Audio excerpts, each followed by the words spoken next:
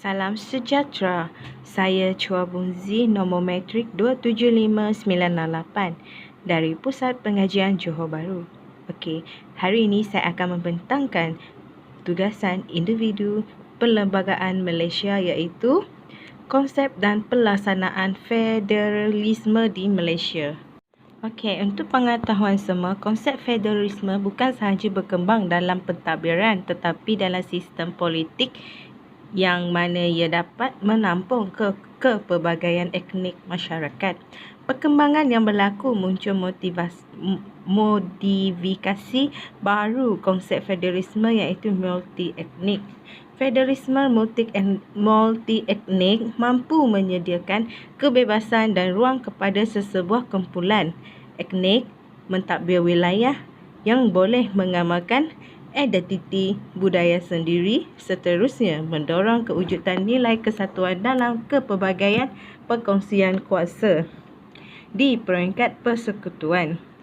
Di negara Malaysia, federalisme yang terbentuk adalah berasaskan gaya pentadbiran kolonial Inggeris.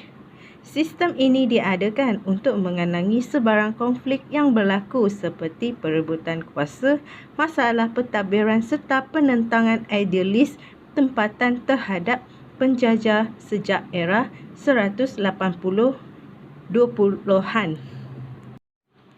Konsep federalisme multi-etnik. Konsep federalisme bukan sahaja berkembang dalam pentadbiran tetapi dalam sistem politik, kepelbagaian etnik masyarakat yang mempunyai pelbagai elemen, kerancaman dan perbezaan. Di Malaysia, konsep federalisme multi-etnik dapat diamalkan melalui budaya politik yang mana ia memberikan tumpuan kepada isu legalistik dalam soal pembahagian kuasa antara kerajaan persekutuan dan negeri. Federalisme bukan sahaja dilihat sebagai pemerintah tetapi ia juga dilihat sebagai cara kehidupan berfikiran dan berpolitik, bahkan ia menawarkan tiga hal iaitu federalisme sosial, perjanjian ikatan moral dan desentralisasi kuasa. Pelaksanaan federalisme di Malaysia. Malaysia mempunyai masyarakat majmuk yang berbilang kaum dengan kepelbagaian dan keistimewaan yang ada di Malaysia tidak juga dapat terlepas daripada persaingan serta konflik antara etnik.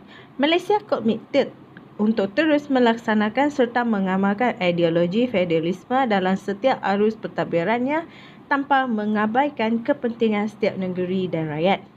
Konsep pembahagian kuasa setakat ini adalah selaras dengan konsep federalisme.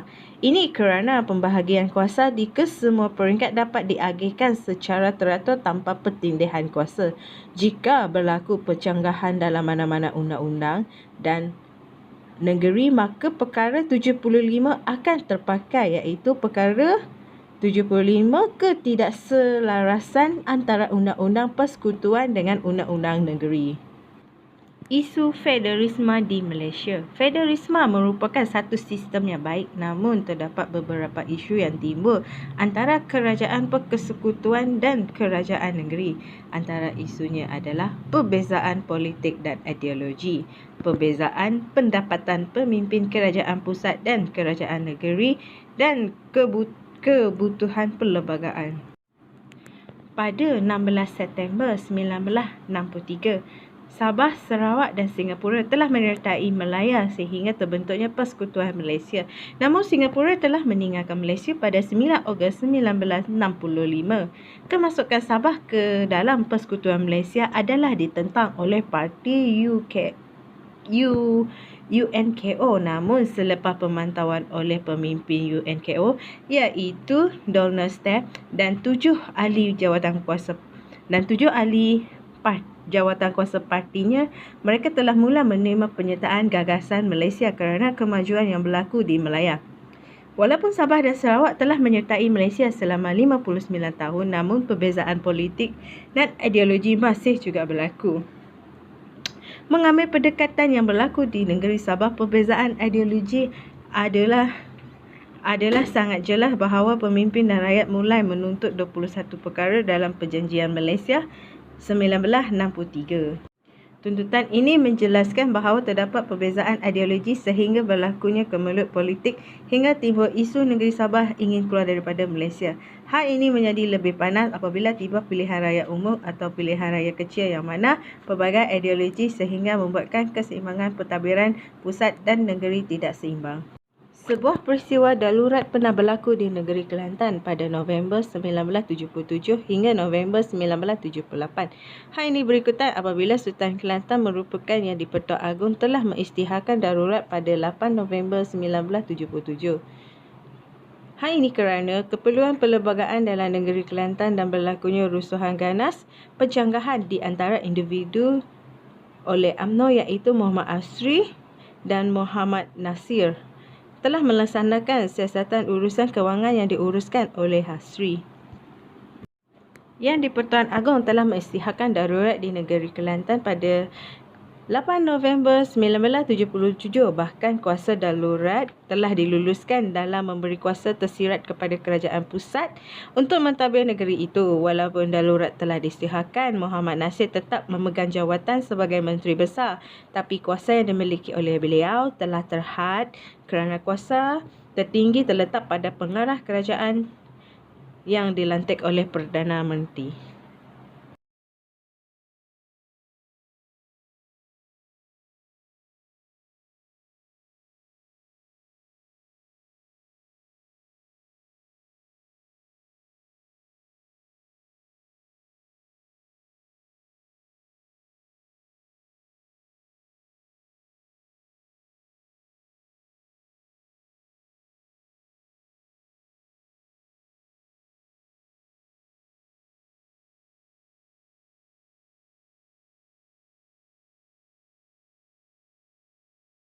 Kelebihan federalisme di Malaysia yang diamalkan mempunyai kelebihan mampu memberi manfaat dalam mentadbir negara bahkan kepada rakyat dan negara. Antaranya ialah keperluan ekonomi bersama, kemakmuran dan federalisme jamin hal ehwal Islam. Pembahagian kuasa di antara kerajaan pusat dan kerajaan negeri tidak mengabaikan beberapa peruntukan kewangan untuk kerajaan negeri. Hal ini dilakukan bagi memenuhi keperluan kepada negeri amnya rakyat khasnya. Seperti yang kita ketahui, kerajaan pusat mempunyai kuasa untuk mengutip cukai, kecuali sumber hasil kerajaan negeri seperti termaktub dalam bahagian 3 Jadual 10 Perlembagaan Persekutuan. Undang-Undang Malaysia membenarkan kerajaan pusat untuk memungut hasil daripada 3 sumber iaitu hasil cukai, hasil bukan cukai dan terimaan bukan hasil. Bukan sahaja kerajaan pusat tetapi kerajaan negeri juga mempunyai punca pendapatan iaitu sumber hasil tanah, lombong, hutan, hiburan, harta karun serta sewa dan jualan harta negeri. Manakala kemakmuran pula, sistem federalisme adalah merupakan satu konsep pembahagian kuasa yang mampu mengelakkan pertindihan kuasa di antara peringkat kerajaan pusat dan kerajaan negeri. Secara keseluruhannya, setakat ini dengan pelaksanaan konsep, pentadbiran Malaysia berjalan dengan baik dan lancar atas pembahagian kuasa kepada dua peringkat kerajaan. Dan kelebihan federalisme adalah sangat penting dalam menjaga kemakmuran negara tanpa perebutan kuasa oleh peringkat kerajaan pusat dan kerajaan negeri. Manakala federalisme jamin hal ehwal Islam, negara kita mengamalkan konsep pembahagian kuasa di antara peringkat kerajaan iaitu kerajaan pusat dan kerajaan negeri. Pusat tidak mempunyai kuasa terhadap agama Islam, bahkan negeri diberi peruntukan oleh Perlembagaan Sekutuan dalam menguruskan hal ehwal agama Islam. Bagi Sultan atau Raja yang memiliki tata yang di-Pertuan Agong, upacara angkat sumpah akan dilakukan oleh baginda bagi memelihara Islam pada setiap masa. Dan fungsi Raja ialah menjaga hal ehwal umat Islam, memastikan kedaulatan agama Islam terpelihara, memastikan syariat Allah ditegakkan, memastikan umat Islam belajar hukum-hukum agama, mengembangkan syair Islam melalui dakwah dan penaklukan, mempertahankan negara Islam dari pencerobohan, memudahkan dan memberikan khidmat kepada jemaah haji dan solat jemaat sembahyang sendiri dan wakil. Manakala kelemahan federalisme di Malaysia, walaupun secara keseluruhan konsep federalisme membawa kebaikan kepada negara, namun kelemahan dalam melaksanakan tetap wujud. Antara kelemahannya ialah sudut pelaksanaan dan perbezaan konsep perjuangan. Dari sudut pelaksanaan, masih belum difahami secara beratus oleh setengah pihak. Hal ini jelas apabila pembelahan di antara pemimpin sering berlaku. Bahkan perkara ini sering terjadi hingga sekarang. Dalam 4 tahun terakhir, kita dapat lihat bahawa berlaku beberapa pilihan raya negeri yang mana berlaku pertukaran kerajaan, bahkan Perdana Menteri juga telah bertukar selama 3 kali. Pergolakan politik di negara kita semakin merisaukan. Pergolakan politik di Malaysia iaitu jelas bahawa setengah pihak tidak mendalami konsep federalisme hingga membuatkan kerajaan pusat sering mencampuri urusan pentadbiran kerajaan negeri hingga berlakunya unsur undi tidak percaya bahkan ya ke arah pilihan negeri seperti mana yang berlaku di negeri Sabah. Dari konsep perjuangan pula dapat diterjemah melalui senarai pertama, senarai kedua dan senarai bersama. Kita mengambil iktibar apa yang berlaku di Kelantan pada tahun 1977 yang mana darurat telah diisytiharkan, bahkan pentadbiran dilakukan secara terus daripada kerajaan pusat. Konsep federalisme itu sendiri gagal difahami, maka berlakulah dalam pentadbiran sesebuah parti.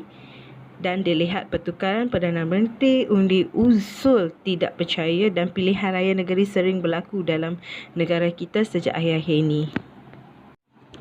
Analisis.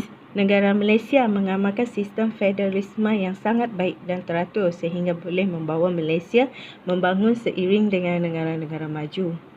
Namun sejak kekalahan BN dalam pilihan raya umum ke-14, dapat dilihat pemahaman dan pendekatan konsep federalisme tidak dititiberatkan hingga mengibatkan krisis politik dalam negara.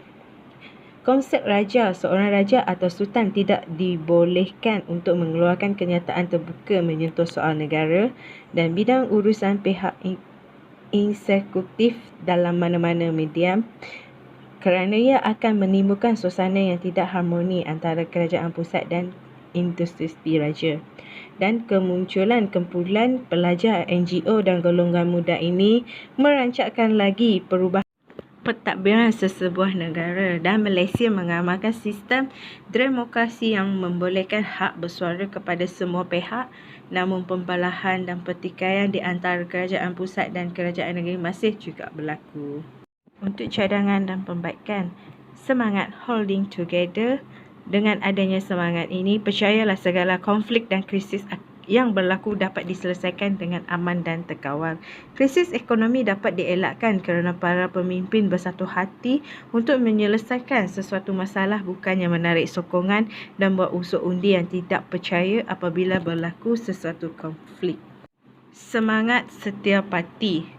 Dalam mengukuhkan pentadbiran dan menghayati konsep federalisme, para ahli politik perlu mempunyai semangat setiap parti. Struktur parti politik dapat menghasilkan hubungan simbolik antara parti politik di peringkat pusat dengan parti politik di peringkat negeri melalui sifat kebergantungan dan matlamat bersama. Dan penghayatan rukun negara. Kita sepatutnya menghayati rukun negara kerana ia sememangnya menjadi garis panduan kita dalam kehidupan seharian. Perpaduan sangatlah penting dalam masyarakat yang berbilang bangsa. Dan dalam konten ini, setiap kaum mempunyai budaya masing-masing, maka dengan itu adalah pentingnya saling hormat menghormati bagi mengelakkan perkauman berlaku. Dan kesimpulannya, pemahaman terhadap konsep federalisme adalah sangat dituntut kepada semua pihak kerana tanpa pemahaman ini maka pembelahan akan berlaku. Bukan saja ahli politik dan institusi raja, tetapi kita sebagai rakyat perlulah menghayati pendekatan konsep federalisme dalam memberi sokongan setiap tindakan yang dilakukan oleh kerajaan. Ini kerana dalam pengukuhan kestabilan ekonomi negara, bahkan mengekalkan keharmonian dalam negara, kita juga perlu bersikap rasional dan toleransi antara setiap lapisan masyarakat dan perlu mengelakkan isu perkauman. Hal ini jelas dituntut apabila konsep federalisme multietnik sangat penting dalam membantu dan melengkapi kekurangan unik persekutuan sekaligus mampu mengelakkan konflik setiap etnik. Sekian, terima kasih.